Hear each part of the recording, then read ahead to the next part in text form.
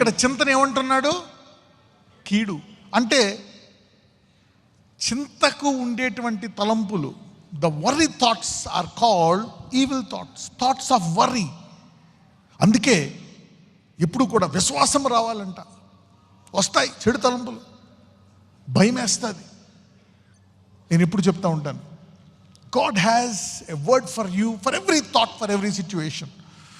నీకు ఏదైనా పరిస్థితి చూసావా, నువ్వు వెళ్ళి అడగొచ్చు దేవుణ్ణి. ఏదైనా ఒక అనుభవం చూసావా, దేవుడు ఏదైనా ఒక తలంపు వచ్చిందా, ఆయన దేవుడి దగ్గరికి వెళ్ళి అడగొచ్చు, ప్రభువా ఇలా జరుగుతుందని భయం వేస్తుంది, నువ్వేమంటావు? నేను ఎప్పుడు చెప్తా ఉంటాను, the devil has a thought, God has a thought. The devil has a word, God has a word. The devil has an action, God has an action. The devil has a plan, God has a plan.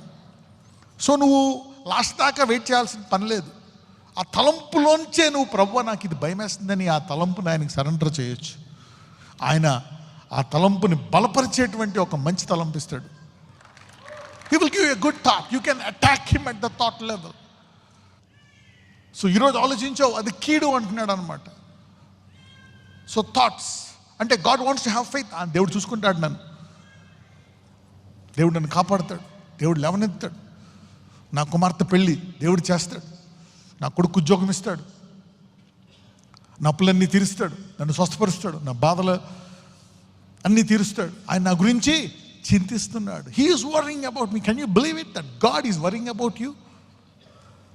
ఎందుకంటే ఆయన నీ గురించి ఆలోచిస్తున్నాడంట. అయితే ఇప్పుడు మనం మొదట ఏం చేయాలో తెలుసా?